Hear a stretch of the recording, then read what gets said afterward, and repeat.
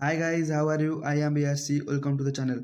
Guys, आज की इस लेक्चर में मैं कुछ नहीं पढ़ाने वाला हूं। तो इस वीडियो में मैं आपको कुछ इम्पोर्टेंट क्वेश्चंस ऑफ बायोलॉजी जो कि CHSE ओडिशा स्टूडेंट्स के लिए है। ठीक है, CHSE council of higher secondary education के स्टूडेंट्स के लिए, ये CBSE वालों के लिए नहीं है। ठीक है, वैसे भी आप सब लोग जो CBSE स्टूडेंट्स होंगे वो भी इस वीडियो को देख सकते हैं, क्योंकि जो CHSE और CBSE का जो सिलेबस है वो बिल्कुल सेम रहता है। बट ये जो वीडियो है मैं वो पर्टिकुलरली CHSE ओडिशा स्टूडेंट्स के लिए ही बना रहा हूँ। ठीक है, उनके ऑफलाइन मोड में एग्जाम होने वाला है, तो मैं सोचा कि उनको कुछ इंपॉर्टेंट क्वेश्चंस प्रोवाइड कर दूं तो आपको कुछ हेल्प हो जाएगी। ठीक है गाइस, यहाँ पर यूनिट वाइज हम इंपॉर्टेंट क्वेश्चंस को देखेंगे।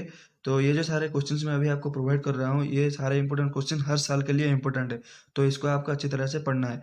और अभी आपके एग्जाम के लिए तो 3 या 4 महीने रह गए हैं, तो आपका अच्छा टाइम मिलेगा पढ़ने के लिए। तो अभी से ये सब पढ़ना स्टार्ट कर दो, और जब एग्जाम पास आ जाएगा तब मैं और एक इंपॉर्टेंट क्वेश्चंस के ऊपर वीडियो अपलोड करूंगा, जिससे आपको पढ़ने के लिए आसान हो जाएगा।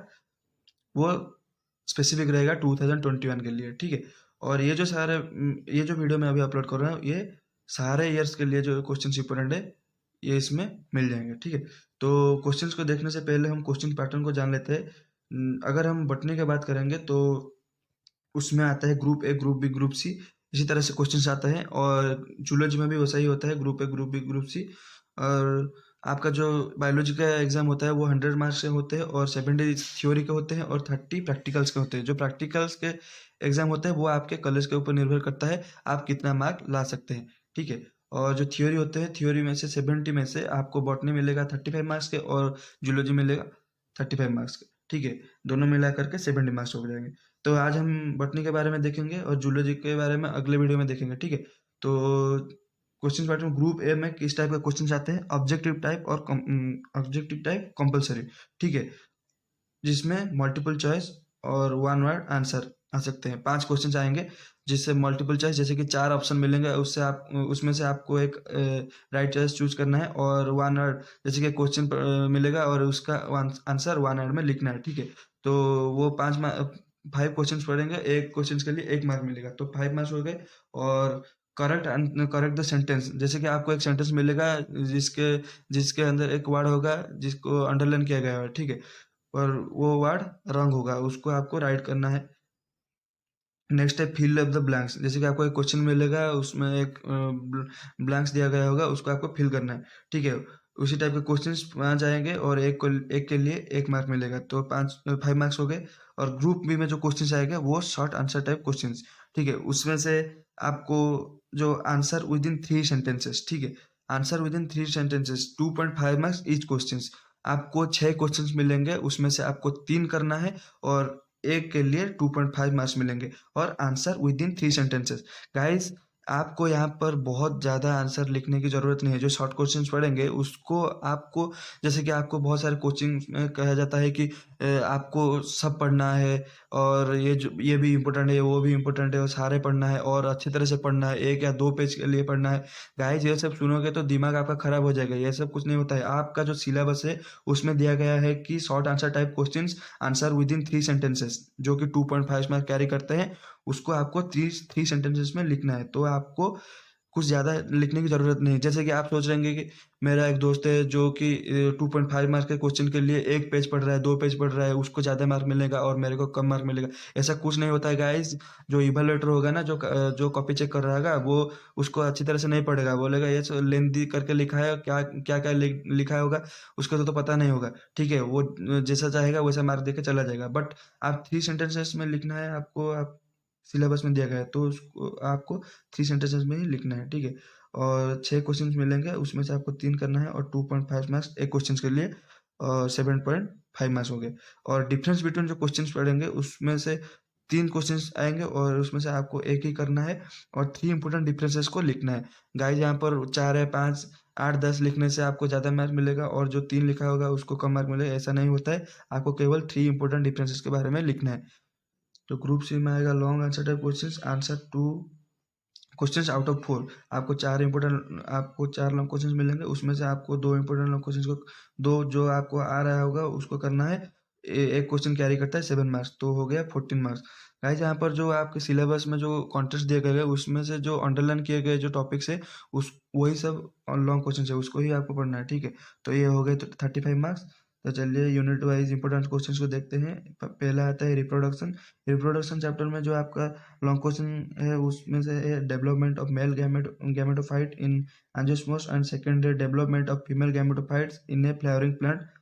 थर्ड है explain the mechanism of double fertilisation. ये तीन ही लॉन्ग क्वेश्चन है और ये सारे ईयर्स के लिए इंपॉर्टेंट ही रहेंगे, ठीक है। और जो शॉर्ट क्वेश्चन है यहाँ पर है पोलिनेशन और एक डबल फर्टिलाइजेशन, सीड डोर्मेंसी, इमास्कुलेशन, ठीक है। ये जो शॉर्ट क्वेश्चन है इसको आपको 3 लाइन में ही खत्म करना है, ठीक है। ज़्यादा कुछ लिखने की जरूरत नहीं है, आपको अच्छे मार्क्स मिलेंगे ही मिलेंगे। ये ज़्यादा कोचिंग में जो बोल रहे हैं ना ये सब बातें सुनना बंद कर दो, नहीं तो आपका दिमाग खराब हो जाएगा और आप कुछ ज़्यादा पढ़ने लग जाएगा और आप बोलेंगे कि ये सब मेरे से होने नहीं वाला है, ठीक है।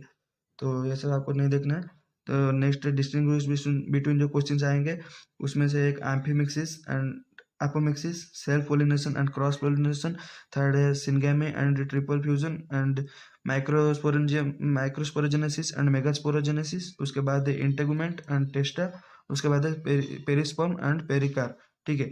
गाइस यहाँ पर जो डिस्टिंग्विश बिटवीन जो क्वेश्चंस दिए गए हैं इसमें से आपको बहुत ज़्यादा फायदा होने वाला है, क्योंकि यहाँ पर जो एंड एंड करके जो क्वेश्चंस लिखे गए हैं ना ये भी शॉर्ट क्वेश्चन में आ सकते हैं। ये यदि ये शॉर्ट क्वेश्चन में आएंगे तो आपको फायदा ही फायदा होगा, ठीक है। Three three three important difference है इसमें लिखना है, और ये जो शॉर्ट टाइप क्वेश्चन है इसमें से भी आपको 3 इंपॉर्टेंट लाइन्स लिखना है। तो अगर ये भी इसमें से कोई भी अगर शॉर्ट क्वेश्चन में आ जाए तो उसको लिखना है, ठीक है।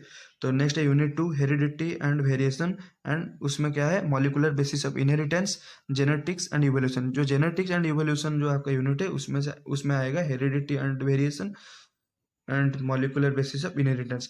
यहाँ पर मैं हेरिडिटी एंड वेरिएशंस के बारे में जो चैप्टर में जो इंपॉर्टेंट क्वेश्चन है ये दे रहा हूँ, ठीक है। लॉन्ग क्वेश्चन इसी चैप्टर में है Mendel's monohybrid cross experiment and explain the laws derived from it. Second है Mendel's dihybrid cross with checkerboard. Guys इससे ये बहुत ज़्यादा इंपॉर्टेंट है, ठीक है। इसको आप पढ़ना ही पढ़ना है, ठीक है।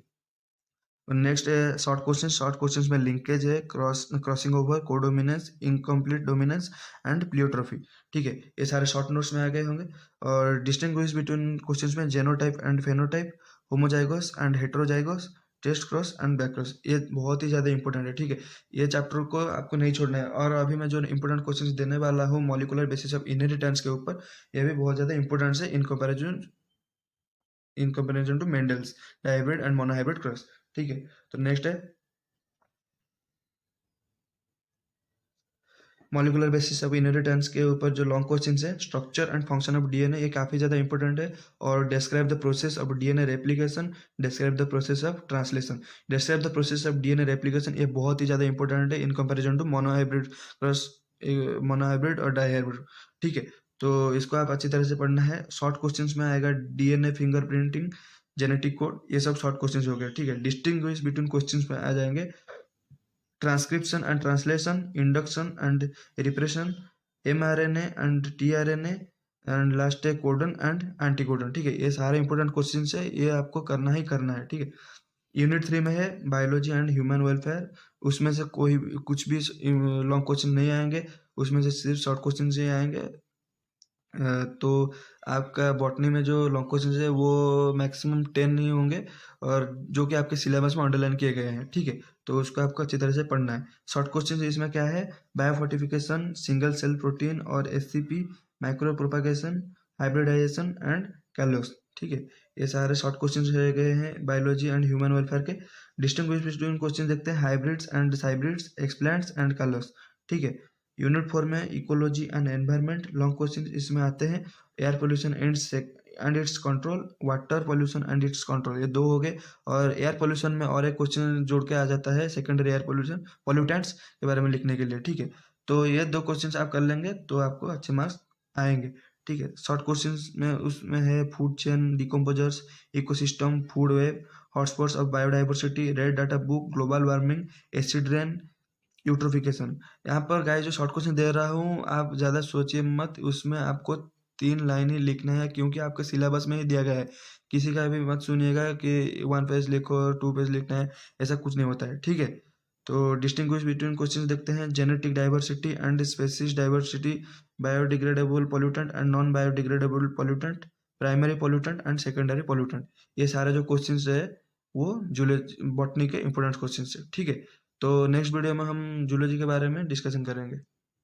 तो चलिए नेक्स्ट वीडियो में मिलते हैं। Thank you.